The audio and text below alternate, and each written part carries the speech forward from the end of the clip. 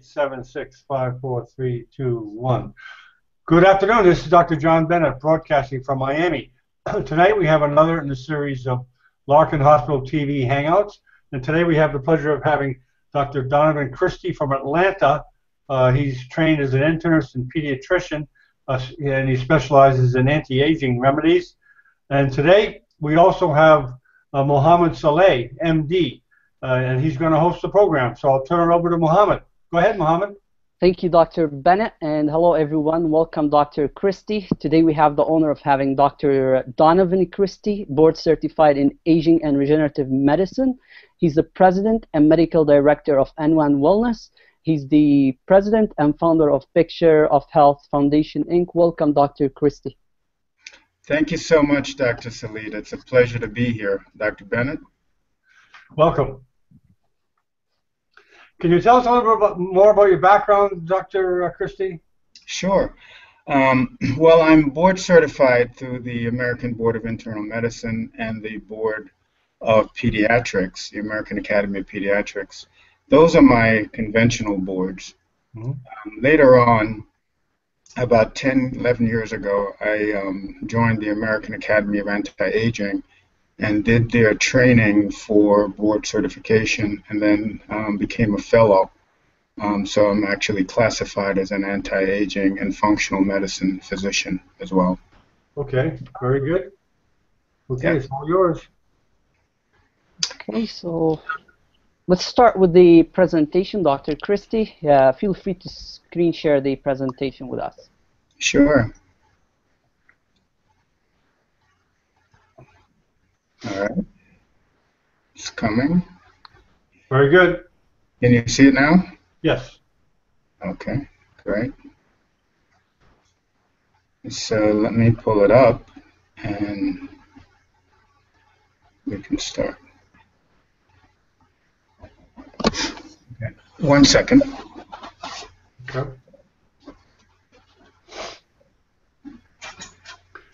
So, Mohammed, you trained with Dr. Christie? Yes, I did. It was one of the best rotations. In Atlanta, huh? Mm-hmm. In his office or at the hospital? It was both hospital and 2 medical centers as well. Okay. Mohammed Salis. Yeah. Okay, so right now I have the slides up. I'm going to be talking about on this segment female hormone cycle, and I'm going to address what happens to women as they go through menopause. And, you know, at this point, it's arbitrary as to a woman whether they would treat menopause if it's considered a normal process or it's considered a disease state. And I'm going to make the point that I think all women, barring risk factors, should entertain hormonal replacement for the cardiovascular benefits and a whole host of other benefits that I'm going to introduce to your audience today. Can you hear me? Yes, perfect. Okay. So would you like me to just continue? Yes, please. Okay. All right. So my objectives then, I'm going to describe the signs and symptoms that are related to hormone imbalance in women. I'm going to go through the female reproductive system and the menstrual cycle. That's often confused by many primary care physicians. I'm going to explain the symphony of hormones that are related to energy level, psychological function, cardiovascular disease, and longevity. And then lastly, I'm going to review the natural and holistic anti-aging approaches that are available to women to help them feel young, physically fit, and mentally fit. Basically, the process of rejuvenation. So this slide shows that there are many signs and symptoms of a hormonal imbalance. And I have many patients who come in to me between the age of 35 and 70, women, who present with these symptoms. They have sleep disturbances. They have night sweats, anxiety, they're nervous, they have irregular menses if they're menstruating. They have mood swings. They don't have the same level of energy. And then they start wrinkling and their skin dry out. They have no sex drive. And then other women will get breast tenderness, or their breasts will become cystic. They'll get fibroids, which are benign tumors of the uterus, which will cause them to have irregular bleeding. They get water retention and bloating, and a disorder called premenstrual dysphoric disorder, which is they pretty much get a bad mood right before their cycle. Men should understand that quite readily, because they'll tease women who are going through this and say, well, I think she's on her period or something like that. But there is a physiological reason why that happens. Right. Dr. Christie, sorry to interrupt. Can we get the slides just to move? We're stuck on the first slide. To do what? We're stuck on the first slide so far. Oh, you weren't able to? Yeah. Can you see it now? It's. Can you move it one more time? I'm moving it. We're still on the first slide. Okay. Well, let me get out of here and see if I can straighten that out.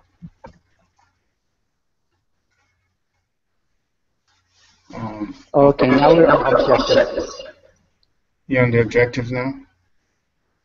I'm not sure why it's doing that. Yeah. Okay, now on signs and symptoms. Okay, so I guess it's, all right. That's fine. I can work it this way. Perfect. So I went through the signs and symptoms, and I was up to incontinence. So women will get incontinence as they go through the changes. They'll start losing urine when they cough, or just from lifting up things, or if they've gained weight, they'll even lose urine that way. Genital dryness and dysmenorrhea, which is painful periods they'll get. So the conventional wisdom is, okay, this is a natural process, don't mess with it. When the glands that produce your hormones, when they dry up, that's your ovaries. Then just accept that fact that you're getting older, and accept all those symptoms, the dry skin, the wrinkling, the low libido.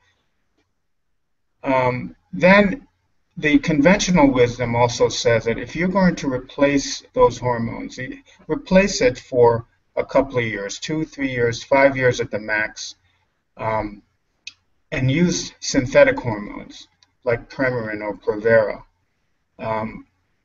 They believe that hormones like insulin that you need to regulate your blood sugar, or thyroid hormone that you need to regulate your metabolism, those hormones should be replaced. But don't bother with the sex hormone, because we can live with the discomfort in the aging process. And if you're going to use the hormones as mentioned previously, use the synthetic version, the prescription ones. And that doesn't work. That doesn't work for women. Here are some of the hormones that are produced in the body. We are basically a neuroendocrine humans. That's what we are. The brain controls the rest of the body through the nervous system and through the hormonal system, otherwise known as the endocrine system. All these hormones are regulated by the brain. Growth hormone, they call that the hormone of youth.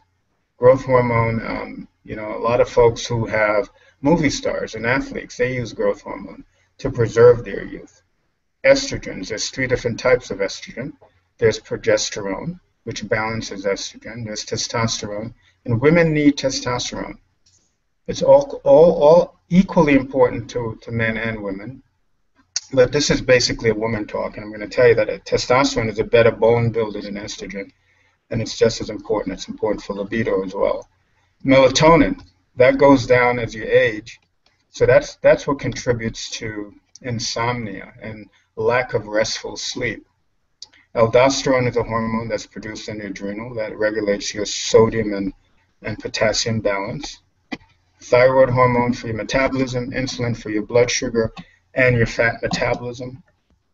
Calcitonin will regulate the amount of calcium that is being absorbed to form bone. DHEA is a hormone of energy. pregnenolone is the hormone for memory. Cortisol. Cortisol is a very important hormone. Too much of it causes problem, and too little of it causes problems. All hormones tend to go down with age, except for cortisol, because one thing we don't lack is stress, especially in the United States. So cortisol tends to go up until the brain decides to shut it down because of the catabolic effects of cortisol, and I'll get into that a little later. So the glands, the ovaries and the testicles, they dry up as you get older. Usually starting somewhere around in the mid-30s, it starts to decline. And then by the time we're 55 or so, that's when you're going to present with the maximum amount of symptoms. So that when we say atrophy, the glands, they get filled with scar tissue and fat cells, and then you have a decreased production of these hormones. So a woman, when she's in her 20s, she's going to be worried about pregnancy, acne, polycystic ovarian syndrome, which is very, very common, especially in the obesity epidemic, where women are becoming more insulin resistant from excessive amount of calorie intake and lack of exercise, and just pretty much poor quality food. Weight gain. In the 30s, they're going to have problems with pregnancy. They're worried about their biological clock. They'll start having irregular menses, because that's when progesterone is not going to be produced at every cycle, and they'll have ovulatory cycles during the 30s and the 40s. Their libidos will start to wax and wane. In the 40s, then they'll start developing insomnia, and they get a syndrome that we call sarcopenia. With a drop of DHEA and the androgens, testosterone, their body fat will increase.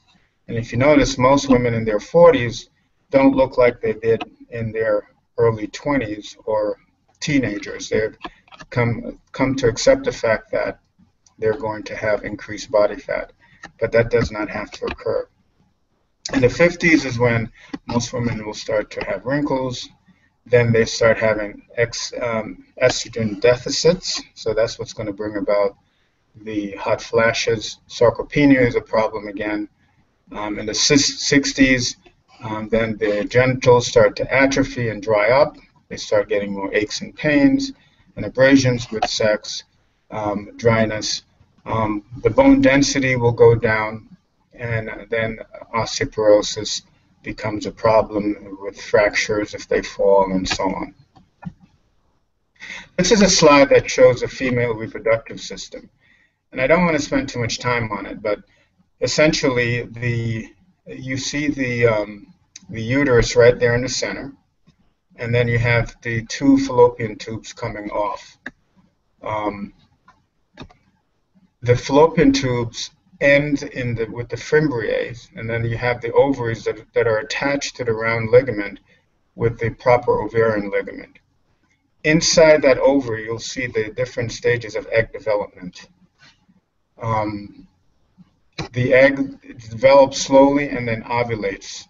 When it ruptures, the egg gets picked up through the fallopian tubes and go around, and then goes through the isthmus of the fallopian tube into the intramural portion of the fallopian tube where fertilization should take place.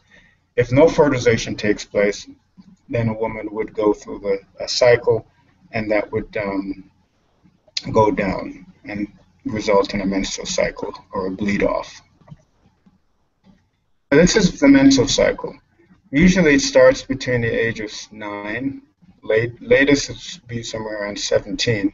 And we've seen an earlier shift with the onset of cycles through the diet, because lots of our foods are now genetically modified, and lots of the foods have xenoestrogens in it.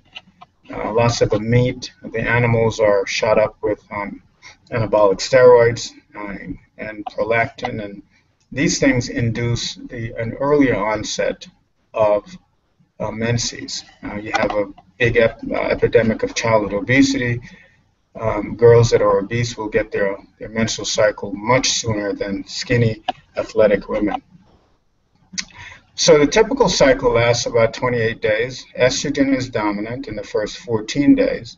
The first 5 days is really the time when they bleed. Progesterone is dominant day 15 through day 26. That's after ovulation. Ovulation usually occurs around day 15 of the cycle.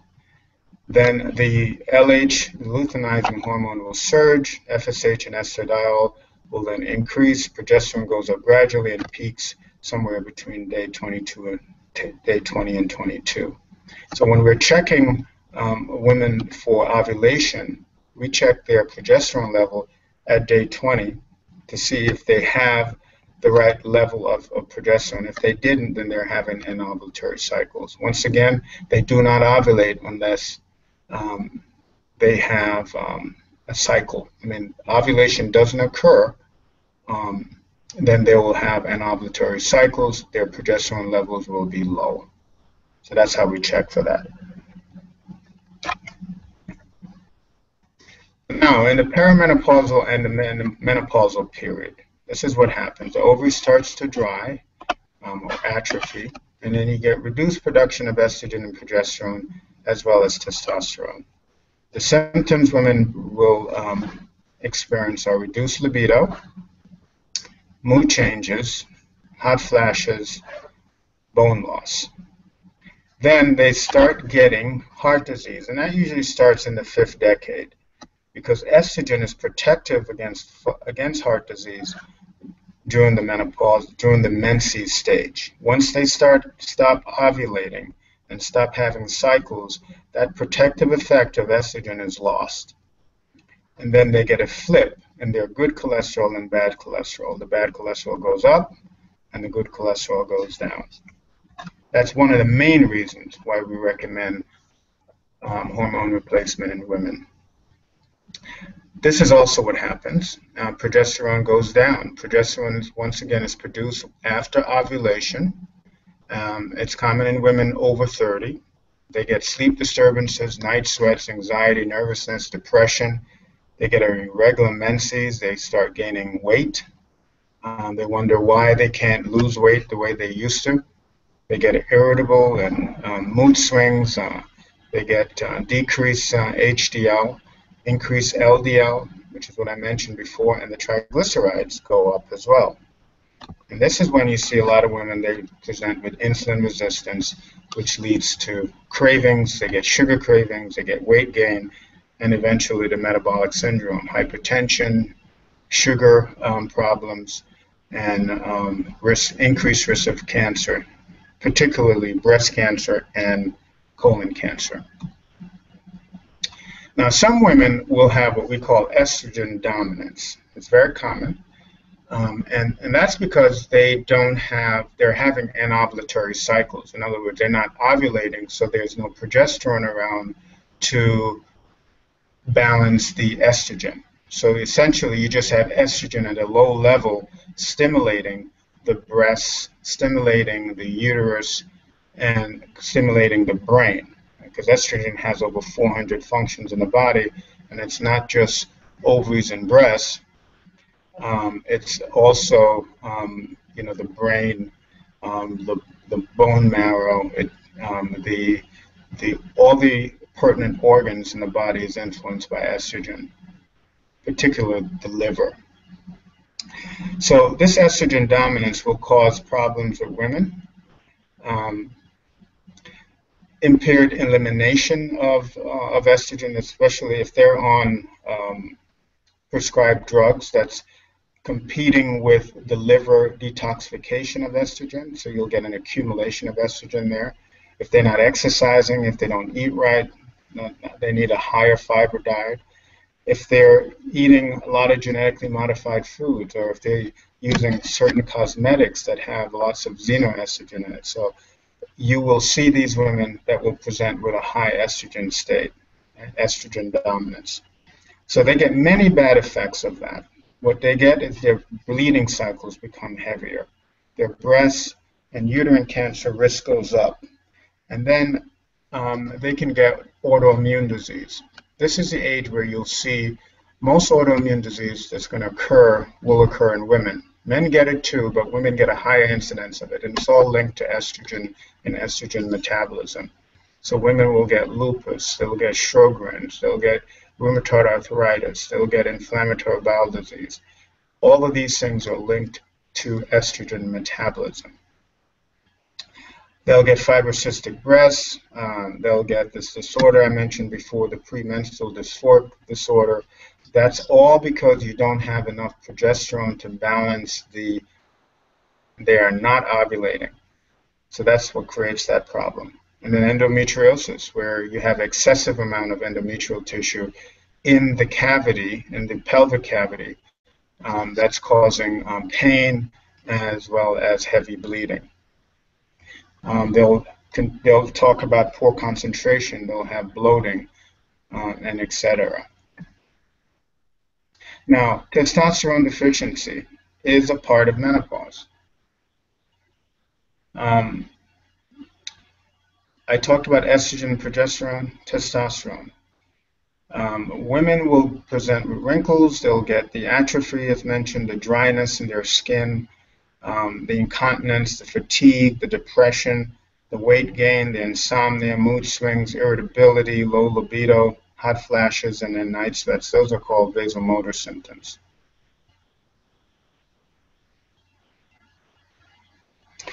Now, this is a very important study that in 2004, this was done in Harvard through the Women's in Health Initiative trial. This is what created a problem with hormone replacement. This study was stopped because the investigators were using Premarin, which is horse estrogen. It doesn't look the same as human estrogen, but that's what they use, and that's a drug, and it's available by prescription. It's called Premarin. And then you have medroxyprogesterone, which is Provera. So they put these women on these synthetic hormones. They're not bioidentical. In other words, they don't look or act like estrogen or progesterone in the body. They will bind certain estrogen and progesterone receptors, but they don't bind all the receptors that are needed for it to work as a fully functional hormone. So you're going to get increase in breast cancer risk, increase in uterine cancer risk, increase in heart disease, increase in bone density, and reduced bone fractures. That was the only positive thing in this study. So after that happened, the American College of OBGYN, they basically didn't know what to tell women. They said, well, it's up to you. You can either go on hormones or you don't have to. And so many women who were already on their hormones weren't willing to get off of it because they didn't want to have to experience all those bad side effects. So now they recommend that a woman should go on hormones, but they should go on it no more than 5 years, 3 to 5 years, until their symptoms abate. But most of the women that I treat, if I take them off their hormones, eventually those symptoms will come back pretty rapidly. Now, if their body fat is low, that the chances of them having recurrence of symptoms is less, but they're still losing the benefits of hormone replacement if they should get off. Now let me explain what's the difference between synthetic and bioidentical hormones. Basically, the reason why synthetic hormones are covered by insurance companies, the bioidentical ones generally are not, even though I recognize some insurance companies recognize that this is definitely a better option, and women are more willing to take the bioidentical version. You can't patent a natural substance. There's no money in it for pharmaceutical companies. So if you don't get a patent, they're not going to make quadrillions of dollars. So they prefer, not to pretty much kind of keep the bioidentical natural hormones, because what they do is how these compounding pharmacists, they get these hormones that are from plants, and then they configure it. It's synthetic in a sense, but it's configured to be the same exact structure of natural estrogen, natural progesterone, and natural testosterone. Unlike Provera, which is a progestin, it's a completely different compound structurally from natural progesterone. And all of the side effects, most of them, in the Women's and Health Initiative is related to the unexpected side effects of progestin that does not balance estrogen, but it blocks the protective effects. So it doesn't balance estrogen in the breast. It doesn't balance estrogen in the womb, and it certainly doesn't balance estrogen as it pertains to the cardiovascular risk. So the equine estrogen is also more likely to be converted in the liver to estrone, or the 4-hydroxyestrone, which is the bad estrogen that actually can link up into the DNA and cause estrogen adducts, and then that can precipitate cancer. So it really is important to understand the difference between synthetic hormones and bioidentical, the same structural hormone that your body made. Now there's options. There's also plant-based replacement for women who do not want to be on hormones or want to use this. I use this really as a bridge. They're plant-based estrogen. You have soy. Soy has 3 isoflavones in it. They're proteins: diazine, genistein, and glycine, and they all block estrogen receptors that cause cancer. And they also have antagonistic action, so you really don't know if it's going to be an agonist or an antagonist, which means that is it going to enhance that receptor or block that receptor. Soy does that. Now, black cohosh will block the LH surge, the luteinizing hormone surge, which is, that would actually prevent certain symptoms from occurring that women get through when they're experiencing hot flashes. Black cohosh in Europe and Australia, it's a herb readily available over the counter here, but you need that by prescription in Europe and Australia. Other supplements include ibuprofen, which is an isoflavone. It's from soy, from diazine, and it helps to prevent bone loss. Other plants would include licorice extract, which functions as an aromatase, so it converts testosterone to estrogen, and that's good for women. That's so they can have some estrogen level there when they experience estrogen deficiency. Dong quai is a Chinese herb that promotes progesterone synthesis in the adrenal glands. And then there's Vitex extract. It's not for lactating women, but it's been shown to reduce prolactin synthesis that can cause breast cancer. Now, just to compare Japanese women from American women, the Japanese, they'll eat a lot more soy, not the genetically modified organism soy that we sell in this country, but the natural soy, and they really don't get a lot of symptoms of menopause when they go through the changes. Because that's so much into their diet already, so they don't get this estrogen withdrawal. However, plant-based estrogens are weaker and they're safe for the most part. You need to have a healthy diet with a good liver, consisting of complex carbohydrates, good fruits and vegetables, low animal fat, and cold water fish, omega-3s, salmon, tuna, the good stuff. Okay, so let me tell you about bioidenticals. They're plant-based. Most of it comes from wild yam, and then it's chemically converted over to be the exact replica of the natural hormone. And they're available only at compounding pharmacies by prescription. Wyeth, who makes Premarin, they pretty much have invested heavily into blocking compounding pharmacists from producing these alternatives. The best route is through topical creams and gels. Subcutaneous pellets are available. I do quite a few pellets because it's easy for women. We put it underneath the skin, and it slowly resolves between 3 months, and it can last as long as 6 months. The other hormones are available through tablets and capsules, and I recommend replacing progesterone through orally, because This way, when you take it orally, it actually stimulates the GABAergic receptors and enhances sleep.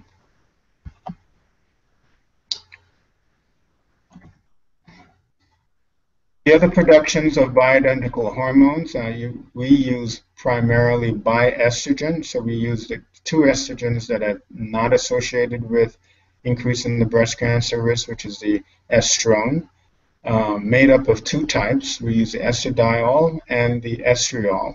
And it comes in the cream, as well I've said, as gels and pellets. The progesterone tablets, we do it orally to enhance sleep. Testosterone cream as well, and pellets. It's important for the libido, and it's a better bone builder than estrogen, as mentioned previously. Pregnenolone is that hormone of memory, and women will tell you, I just can't remember things anymore as they go through the changes.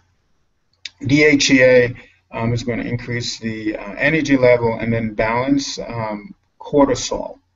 Cortisol is the only hormone, as I've mentioned before, that does not go down with aging. That's because of our stress levels. What happens is that the healthy adrenals will put out cortisol in times of acute stress. With that constant pouring out of cortisol in a stressful state, the adrenals become overworked and they become weakened. Cortisol at high levels is catabolic to the body. It'll break down protein, it will suppress your immune system, and patients will become cushingoid in appearance. They'll gain weight, they'll have sugar cravings. So that's a catabolic state for the body. So the brain says, okay, we can't allow this to happen, so it shuts down. It just shuts down the ACTH, and these patients then will present with what we call adrenal fatigue, and they'll be fatigued, and they'll have low energy, they'll be anxious, they'll be nervous, not a good thing. So chronic stress, they'll get more frequent infections. So many women are a victim of low cortisol output from the adrenals. They get low blood pressure, they get sensitive to light, they get insomnia, digestive problems, bloating, emotional imbalance, low blood sugar. They'll get from having that low cortisol. Cortisol increases energy by regulating the blood sugar, typically, and it decreases inflammation by reducing inflammatory chemicals in the body, and increases the blood pressure by increasing salt and water. So what do? This is how we treat adrenal dysfunction. It can take anywhere between 3 months and 3 years to adjust the adrenal axis from the pituitary. The pituitary is a part of the brain that's regulating the ACTH that I mentioned previously. So the adrenal fatigue and dysfunction, we use adrenal extracts so they can actually get some adrenal glands. Adrenal stress, another supplement that has phosphatidylserine, which is an adaptogenic herb, and it modulates the cortisol level. We use B vitamins, which helps in the Krebs cycle and for energy production. And we use a detox. We have them to do a 7 to 28 day detox where they're doing a food elimination diet, getting rid of gluten and dairy and certain key things that are very, very hard for the body to digest. And to heal the gut, we then use glutamine, which is taken up by the gut cells to help heal the gut and to remove any type of leaky gut issues that will cause autoimmune disease. We use vegetable enzymes, so that they can help to break down the foods, and then probiotics. We give them good bacteria to help with digestion and help with their immune system. If all else fails and they're not getting better, then we'll add low-dose hydrocortisone, which is cortisol. Start out with a 2.5 milligrams per day, and then we'll also add DHEA. Now, lifestyle is the key to treating everything. So nutrition and exercise, you want to keep them away from processed foods, and most of those that are going to be made from white flour. You want to have them to increase their protein intake, increase fiber intake, whole grains, fruits, and vegetables. Exercise. They should be exercising daily. I tell them to take one day off, but they need to do aerobic exercise, which is strengthening the heart and improving the mood. And they need to do weight training.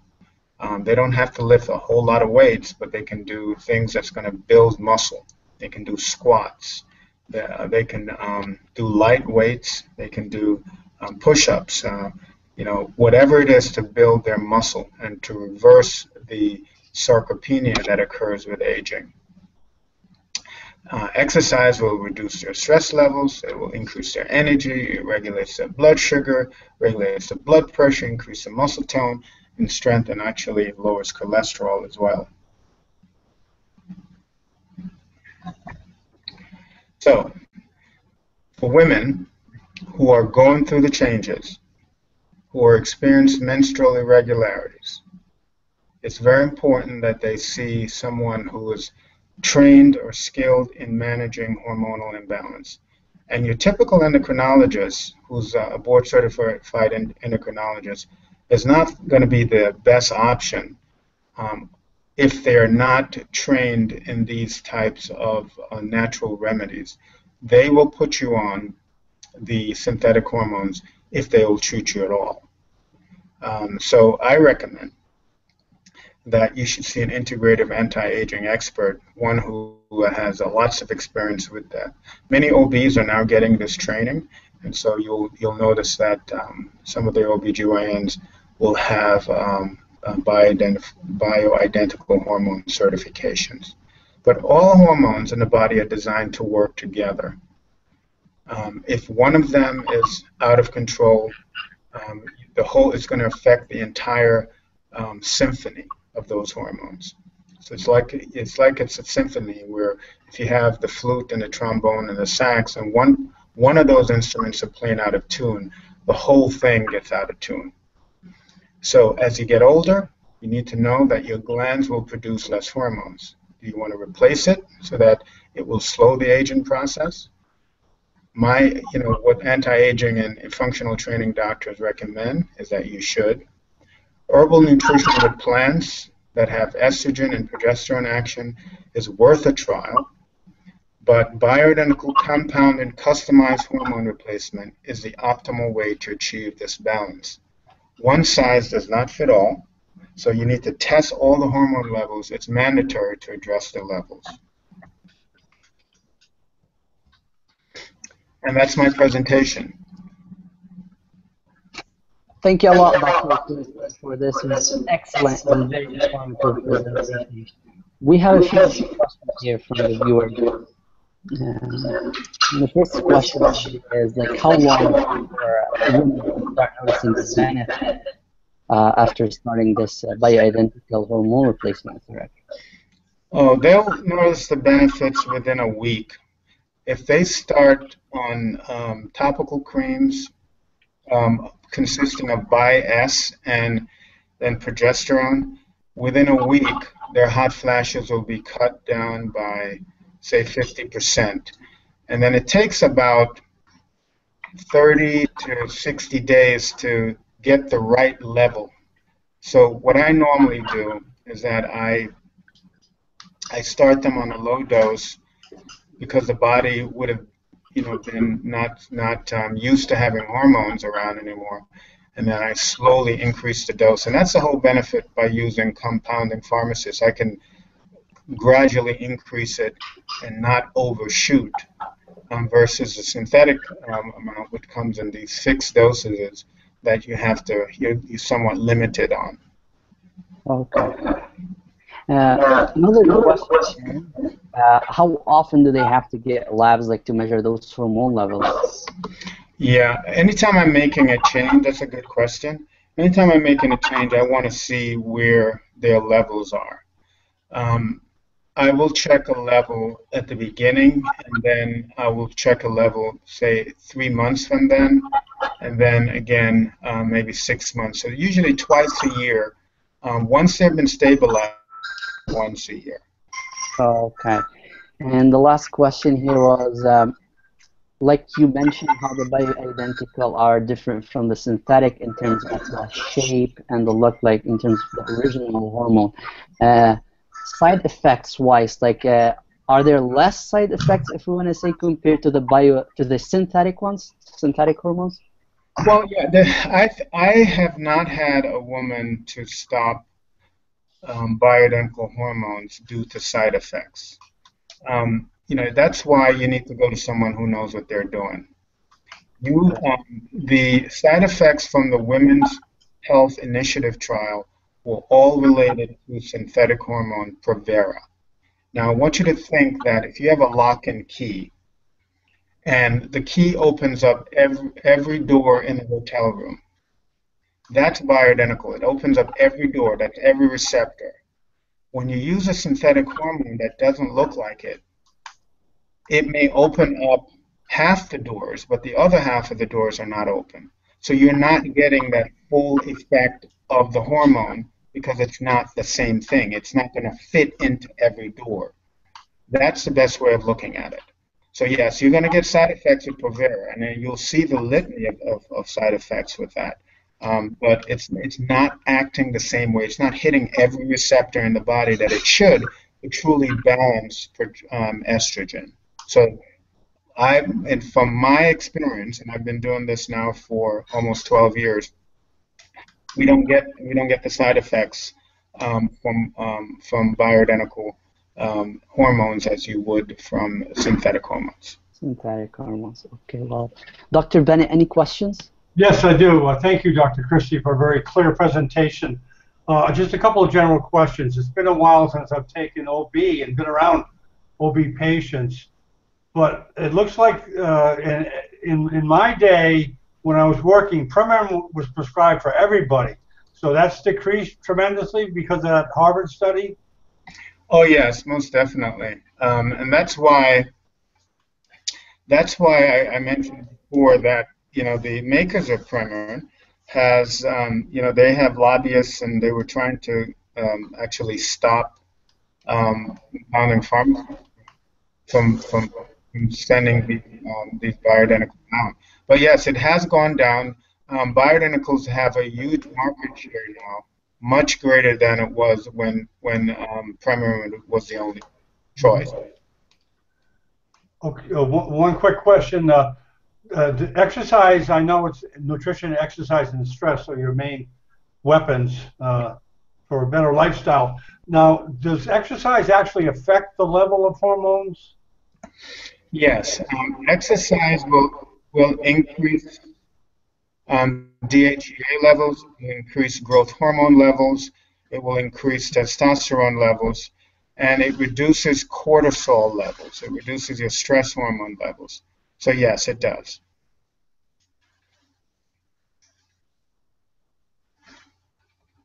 Hello? Yeah, those are all good things to have all those levels increased and decreased. Yes. Okay. Excellent, Dr. Christie. Thank you, Doc. So much. Thank you, everyone, and please stay tuned for another presentation about andropause Dr. Christie will be giving soon. Thank you. Very good. Thank you. Okay.